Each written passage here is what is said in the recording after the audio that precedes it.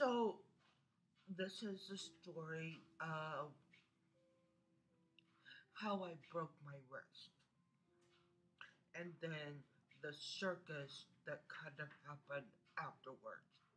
This is a long ass story, so if you don't have time to watch the whole thing, grab a tub of popcorn and sit down and enjoy the whole thing.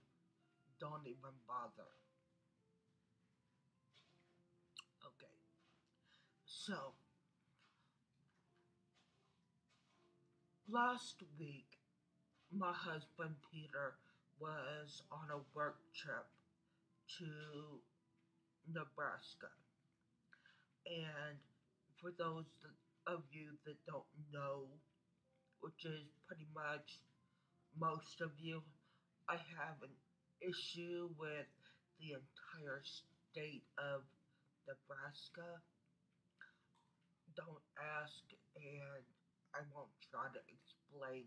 It's just a thing with any state that doesn't have its own NFL team. It was after the kids had gone to bed for the night, and I was a little tired and getting ready for bed. I decided to go to the restroom, go to sleep. So I went to the bathroom and I lost my balance when I was standing. And what happened then was, instead of falling straight like a normal person would, or falling backwards, or whatever normal people do when they fall down, and on my way down, I hit my right side on the door jamb, and I hit my shoulder, my elbow, and my arm, and I hit parts of my arm really freaking hard. Like, there were huge marks in my arm. So there I am laying on the floor of the closet in the middle of the night, and my kids are asleep, and my husband's gone, and I'm in so much pain, and I'm laying there, and I'm like, son of a, and I'm just saying words that no mother should ever say. And so then I wake up Rachel, who I have got to say is a profoundly deep sleeper. Dummy, you. Hi. I must have yelled for her like 6 or 7 times before she finally got up. But when she did get up, she ran in there, went and got her brother. The kids are on what in Georgia they have what's called winter break. Not Christmas break, not spring break, but the celebration of winter. It's awesome. It's a week with no school. Yes, they've just had 2 weeks out of Christmas. They're about to have a week of spring break, and they're about to get out for the summer, but they still feel the need to take a week off in February for no other reason than to celebrate the snow that never came in Georgia. Awesome. But that meant my kids were home. So,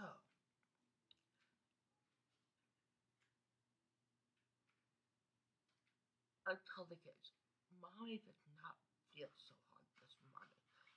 I'm gonna stay in bed. And I'm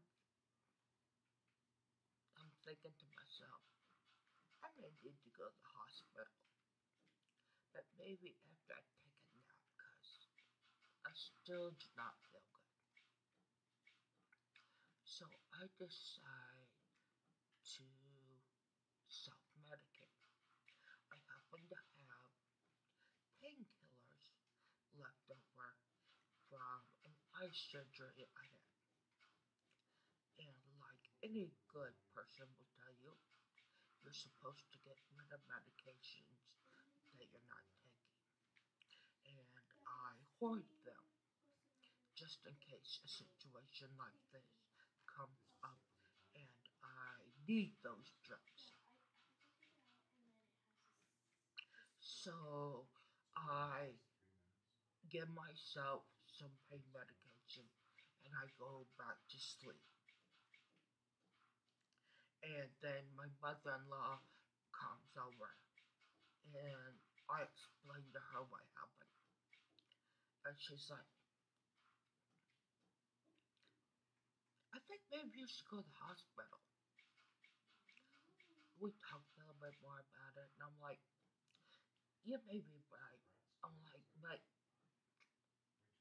I'm gonna take a nap first. My arm really hurts, and then I'll go when I wake up. She's like, okay. So I get ready to go back to sleep. She leaves the room. I have no idea how long she's gone. She comes back. You know what? I'm gonna call an ambulance to come and get you. I think you should go right now. Okay, they were really good drugs. Anyway, so yeah, broken wrist. So they take me down to put what they call a splint on my wrist. Very painful procedure, horrible, don't recommend it. And then what they had to do was give me some drugs because this is a very painful procedure. And they assumed that by giving me drugs, it will help this procedure be less painful.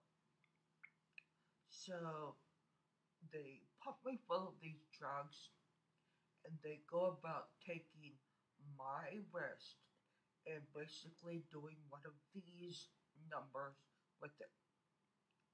And we'll do some of this. And we'll do some of this. And, just for fun, we'll do some of this. And, oh my god. I screamed. I had 3 kids through my vagina. And I never screamed. No drugs. Perfectly natural birth. And I never screamed. I screamed during this procedure. So they had to get my arms straight before they could put the splint on, which they did. So they take me back to this room, and I go back to the room. Now, once they put the splint on, everything's done. I should get released to go home. Great, right? No, no, not me, because I'm a winner. No. So a nurse comes in, looks at my stats. They're wonky. Guess what? They're wonky because I quit breathing. I just decided, Let's make this interesting. Let's stop breathing all together. Oh, yeah. So, according to Rachel, people lost their freaking minds because I guess when you break your wrist, they weren't necessarily expecting me to stop breathing. It's not like, ooh, you break your wrist, you become a pulmonary risk. They do CPR to get me back up and running. So Peter is on his boat. He has landed back in Atlanta. He's on the phone with Rachel. What's going on? Mom went downstairs. She, did this. She got a split. Great. I'll be there in about 30 minutes. I gotta do this and this. Oh, by the way, Mom couldn't breathe in. Well, I will be there sooner then. And Peter apparently broke, land speed records to get to the hospital. Because of the failure to breathe issue, they decided they were going to keep me overnight for observation,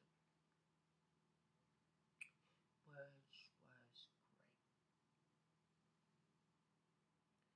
So they admitted me, got me up to a room. Really great room. Now,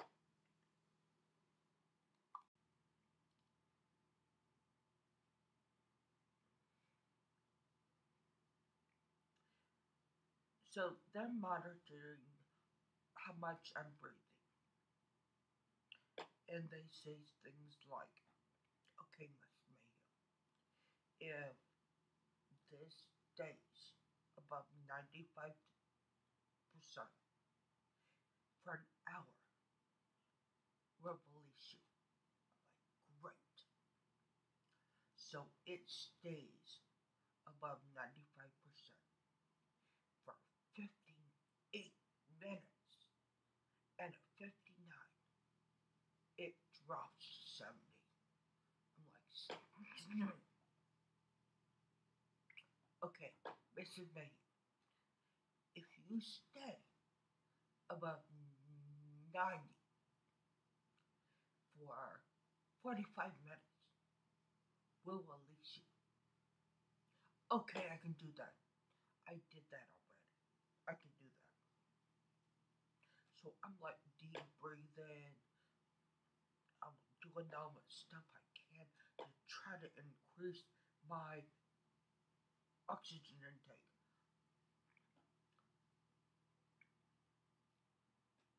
Literally, at like 44 minutes and 30 seconds, it drops to like 60%. I'm like, are you kidding me? Really? Okay, Mr. Megan, if this stays above 85%, I'm like, okay, I don't know what kind of option we're making here with my pulse ox, but can we not make this monitor, which is supposed to say whether or not I'm going to live, like a glorified etch sketch to you guys? Where if it doesn't give you the right reading, you just scramble it and start over with whatever. If it's not where it's supposed to be, then maybe something is actually wrong. So I have to stay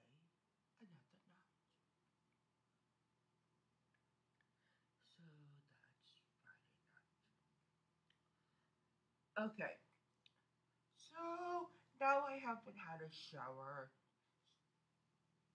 Wednesday night, Thursday night, Friday night. Saturday, my kids bring Doritos. They watch TV. They sell some Girl Scout cookies. It's good to see them. I don't get a shower. I do not get a shower. Okay, count it with me. Okay, we'll take Wednesday off because technically I had a shower that day. Thursday, Friday, Saturday. Okay, so when Sunday rolls around, they're like, we're just gonna let you go. Well, I'm like, are you kidding me? So this machine, regardless of what the reading says, you just gotta go. Like, like all of that pressing was for nothing. Yeah, we're gonna let you go. I hate you. I hate your mother. I hate your whole family. But I hate your children, and I hope I hate everybody who will ever be born of your line. I really do. So anyway, they're like, okay, we're gonna release you now. They come in, the nurse comes in. Oh, I should make you, so we're gonna release you today. I'm like, wait, there is no way I am going to leave this room and put clothes on my body until you have given me a bath of some sort, cleaned my body. I smell myself, and I am pungent. They're like, well, we're gonna release you, and you can go home. I'm like, I have lost my ability to be nice at this point. I have lost my ability to be civil. I'm like, listen to me. I'm like, listen to me. If you do not give me a bath and wash my hair, I am going to crawl out of this bed, strip off this dress until I'm naked, and crawl out to the hallway. And see, they don't know about my past history. You can ask people who know me and about what I used to do in the nursing homes.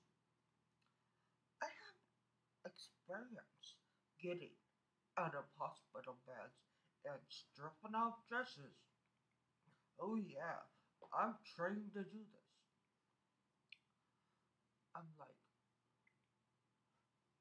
I will get naked in front of people. I also have experience doing this because I had babies in the early 90s. But we won't talk about that.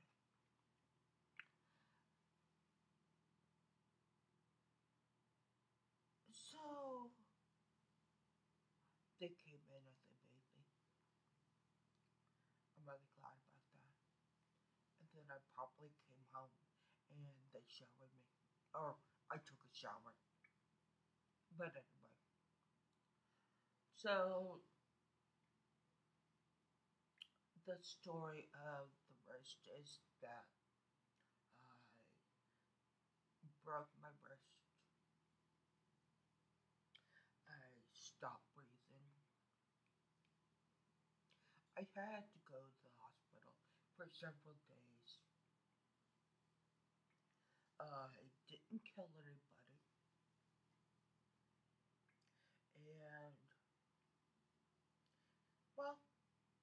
that's pretty much it for right now.